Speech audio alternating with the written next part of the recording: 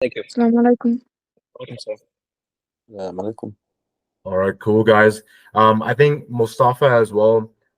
He got a client, mashallah, just by I think leveraging his local businesses. So, Mostafa, it'd be great if you can add on to what Idris said and just a bit of motivation, a bit of like tactical advice that you want to give to anyone. Yeah, sure, of course. So first thing I want to say is that like I can kind of relate with Idris, and that like when you haven't done something before, when you're like experiencing roadblocks, then you tend to like doubt a lot. But I think what I like about Arzam's coaching style is that he makes you think through it until you've got it like figured out how to get over the roadblock yourself. Because I think that's part of being an entrepreneur. And if we're gonna run an agency, you have to learn how to kind of tweak and delegate uh, better. So when it came to outreach, cold calling, um, one thing you have to do is understand your niche, like when is best to call. So if you're in the home improvement niche, like most of these contractors are busy in the day, like working on their project, working with their team. So it actually turns out to be best to call in the like evening-ish, like around 4 p.m. So there was that. But what I wanted to do, what I did after, oh sorry, I'm getting a call, was that I hit up my local businesses because there is a higher degree of trust when your local your local number, and it did work out much. So one business uh, was like enthusiastic to hop on a call with me, and after hopping on a call, I explained like what we do. Oh, and one thing I want to say is that like take your time when you're talking. I know the scripts aren't like the longest, but think of it more like a framework of like say acknowledge that they're busy, so they appreciate it, and then say what you do, and then put your offer out there, and then hope for the best. You're not gonna get them all. You have to accept that too.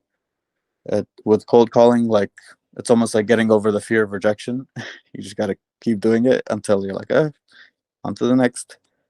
And stack up your lead list too, because when you feel like the amount of leads you have are scarce, then you're gonna treat each one like it's so important that you don't lose it. But don't do that. And yeah, once you get on the consultation call, just be as transparent as you can be.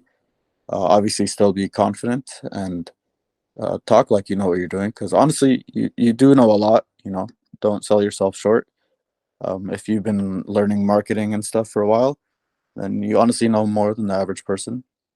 And yeah, kind of treat the business owner more like you're coaching them about the marketing too, not like you're just gonna run a service and like disappear. You know what I mean? So that's my tips, and of course have tawakkul ala Allah. Love that. I love that. And I love what you said at the beginning as well. Like, well, my goal with this program is to make you guys not reliant on me, because of course there is a future for you guys as business owners beyond this program as well. So it's good for me to give you principles, give you systems that you can kind of understand, and then continue to kind of use yourself as well. But yeah, I really appreciate that, Mustafa. What we'll do is we'll first of all get back to the question that Mustafa Mahmoud asked. Is he still on the call? Um, let's see. Yeah, he is on the call. Okay, cool. So let's answer his question. So his microphone's not working. Any tips and tricks for the consultations calls? Okay, now, first of all, whenever you feel like you're not able to close, look at the KPIs first. Have you actually booked or spoken to a lot of people, as in on the consultation calls? So the KPI for the consultation calls is 30. 30 should equal to a 10 to 20% closing rate for beginners. Now all the consultation calls are doing is because this person has an interest, they've jumped on this consultation call with you. So first of all, you're going to ask them, hey, John, let's just pretend we're talking to John. Hey, John, what made you jump on the call? So you're asking their intent, like what is the reason? Like no human does anything for just absolutely no reason, especially taking out the time to go ahead and speak to you. and show up for the call. So you're going to ask for the intent. You're going to kind of judge their intent first. John's going to be like, oh, I'm just kind of trying to see what you have to offer and how you can help us grow, etc. So that's the intent. Then you're going to ask, okay, cool, John. So what sort of goals do you have in the next 90 days? Let's say, ideally, where would you like to take your business in the next 90 days? So you're kind of setting the goal. And then he would say, I want to add 10 new clients. Okay, cool. So now you have the goal. Now you can reverse engineer from there and start to create the pain. So you're going to be like, okay, John, fair enough. 10 clients in the next 90 days. What is the main thing stopping you from getting there right now? Is it more marketing? Is it conversions? Is it you don't know how to do it? And then he's going to give you one reason, and then you're going to kind of dig deeper. Okay, another reason. Once you have three things that he's mentioned to you, that's enough pain to then go ahead and move on to the pleasure, and kind of expand more on the 10 clients. Okay, cool, John. So we have understood that you've tried these three things, and it hasn't worked. And let's kind of touch upon the 10 clients. John, here's a weird question. Like, let's say we're able to get you those 10 clients in the next 90 days. What is it going to do for you, for your business, for your life? Is it that you want more time for your family, kids, expansion of the business? Like, what are you looking for? So you're kind of making him expand on his goals and talk about his feelings. And again, people do anything for one reason only, is because they feel like it. And as long as you can make someone feel like doing that thing that you want them to do, they will go ahead and do it, most likely. Right, so he's going to expand a bit more on that. Then you're going to talk about what else has he tried. So he's going to list out all the things he's tried before. So at the end, he can't give you the objection, oh, I've already tried this, or I've already tried that. You have a clear idea on what he's tried, so he can't give you the objection at the end. Then you're going to summarize it to him, because people love it when you understand them. Then you're going to summarize his situation. And once you summarize his situation, you're going to ask John, do you feel like I understand your situation well? Then you're going to move on to your finalized pitch sheet and show him your the presentation that you have with the case studies and the screenshots that you have from the Fiverr guy explaining your offer clearly. You're going to do that, and then basically ask for them to work with you. That's it. That's pretty much it. And before you mention the price, by the way, you need to ask them the question. Also, a quick question, John, before we move on to the price. Like, on a scale of 1 to 10, how certain are you that, if we work together, we'll be able to get you to your goals? 10 is 100%, 0 is I don't believe you at all. What this does is, let's say if they give you a number 7 or below, what this means is you haven't done a good enough job in creating that connection with them or giving them certainty. So you can go back to the pain digging and dream building. If they say 8 or more, then amazing, you've done your job well. What this does is then it allows you to move on to the price without worrying that they will give you any sort of uncertainty objections. So this is the script that I've used to close over 7 figures in deals. And wallahi, guys, this definitely works. And Mostafa, also to add, we've literally made a whole section on how to close clients. So let me know, again, if you have any questions on WhatsApp. Does that really answer your question, Mostafa? You can type in the chat. Amazing. Perfect. Cool. So any other questions, guys? Does anyone want to ask anything? No, could I make a quick addition to like what you're saying? Definitely. Yeah, I got this from like a sales trainer on YouTube. It was a YouTube video, and it actually like really helps the frame of mind, because there are some salespeople, they feel like they have to beat someone at the game, or like you deal with all the objections, right? But they said no, you want them to feel empowered by the time they're about to buy. Like, you don't want them to feel like, oh, they've dealt with all my objections, like I have no choice but to pay. Like, no, like, oh, like this is a good decision to pay them, of course, So that was a good frame of mind that helps you like empower the person. And they said it's a transfer of certainty, like what you said, like how certain are you that you will get to your goals with my help? Absolutely. And the biggest thing with objection handling is you'll see online there's people giving you advice about do this or say this magic phrase and that will give them certainty. All that stuff is nonsense.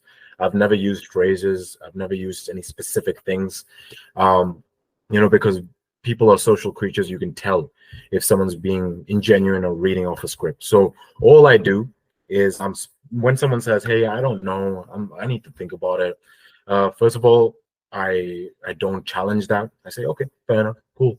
No friction there. Um, then you use the framework pain plus certainty. You basically stack up the pain that they just mentioned to you, then you give them certainty. So I know, John, you mentioned that you have tried Facebook ads in the past, and you've been trying for a very long time to go ahead and add those 10 clients that you want, and you're just not able to figure out how to. And it's been about 4 or 5 years, and you do want to go ahead and expand your business so you can have a bit more time with your family and do those things with your kids. So that's the pain part, and then you move on to certainty. And then, look, I have given you a 90-day money back guarantee. You can pay through PayPal. And worst case scenario, let's say, for example, we can't get you those 10 clients, you can just get your money back from PayPal, and we're giving you a legal agreement as well. Best case, you literally get to your goals that you mentioned to me. So tell me, John, like, what's the actual reason now holding you back from getting started? And then he'll give that to you. If he still doesn't, then you move on to this is the only, I'd say, magic word. It is called feedback. Give me feedback. People love giving feedback.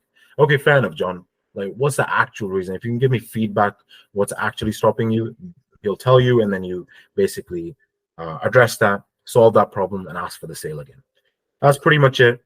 Check out the new video that I posted, guys, on the sales syntax on the phase 2. Let me know if you have any questions.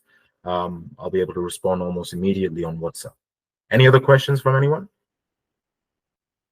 I had something that I wanted to add. Go ahead. We have Just 4 for minutes everybody. because I have to jump off to a one-on-one. So yeah, just 4 minutes. You have it. Say whatever you want. So I was literally thinking this the other day, and I've been thinking about it for a while. This one thing that kept sticking in my head, which was nothing worth having comes easy.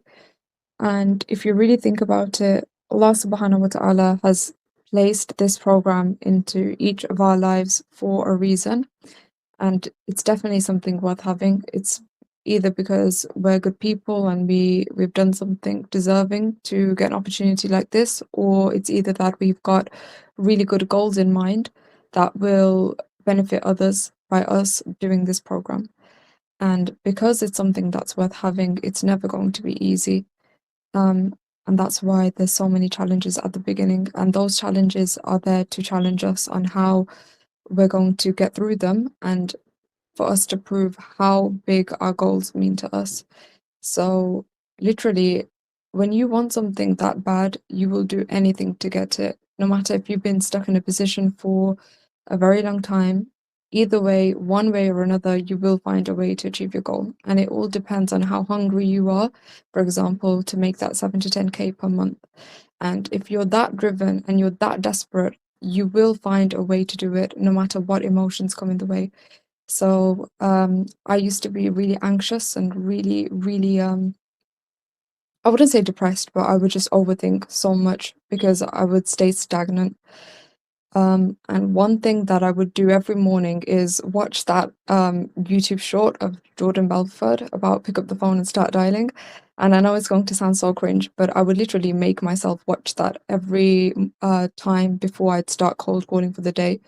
And I would just remind myself, am I really unhappy with this in my life right now? Of course I am. So what am I going to do? Of course, I'm going to pick up the phone and start dialing.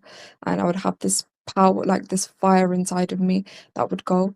And even though I'd get all these emotions, I would say to myself, you know what, you can literally be anxious for, that's fine if I'm anxious. I can live with that. I can live with overthinking for the rest of my life. But one thing I can't live with is saying that I'm going to commit myself to get to these goals and not ever achieving them. That's something that I knew I couldn't live with. So that's why no matter what emotions came, what I did was I picked up the phone and I was dialing again and again until I got those actions done.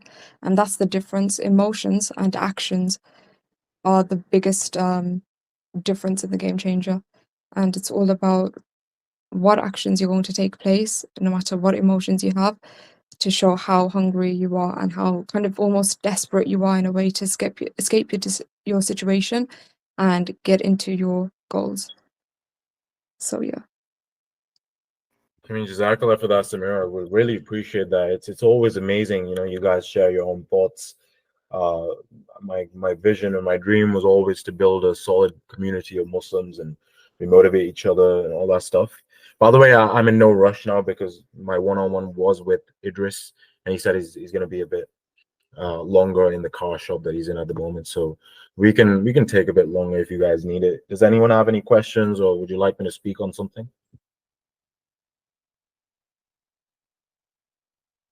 Nothing? Okay, cool, guys. Let's do this. Naman, let's keep each other accountable. Naman, what do you aim on doing in the next coming week to guarantee you're going to get your first client ASAP? Making sure that I follow up. So that's one thing that I'm not keeping up on with, is following up with people that could have like show potential.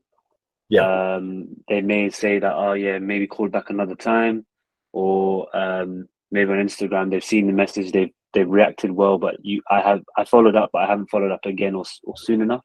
So just basically being on top of it a bit more. I think that's what I want to try to do, inshallah, for the next week. absolutely. Amazing. I think Rizwan, we're currently going through your cold calling script, so I pretty much know what you'll be working on. Ariba, you're just getting back on track. Samira, I know. Muqaddis, what about yourself? For me, it's the same thing. The emails and stuff, following up, because I feel like sometimes maybe I'm doing it a little too much and they're not liking it. So, but still like remembering to do it and being like consistent with that. Absolutely. Love that. And Mustafa, your mic's off. Samira, what about you? Samira Ogredar. Yeah, I would say I think I need to make more calls. So I book in more consultations and then inshallah try and close one. Like I've had a few which I've nearly closed, but for the reasons that we talked about, they don't. So I think spend a bit longer on the consultations as well and really like take out that pain from them and let them see the end goal a bit more. Like glorify it if I need to, I suppose. Yeah. Jazakallah for that. I think a lot of people have left because it's coming to the end. Continuing to use the Instagram funnel, converting upcoming consultations. Amazing. Perfect, Mustafa. Jazakallah for that. But other than that, we'll end it here. Inshallah, Ramadan Mubarak, guys. It's going to be interesting this year for you guys to do the systems while fasting. But I'm telling you, the biggest leaps that I've got was in Ramadan, so you guys should be excited. Use the barakah of this month to really set very good intentions and inshallah change your lives within the next couple of months. Yeah, guys, pleasure speaking to all of you. I'll catch you next week. Assalamu alaikum. Jazakallah. Alaikum assalam. Assalamu alaikum. Mubarak. Wa alaikum salam.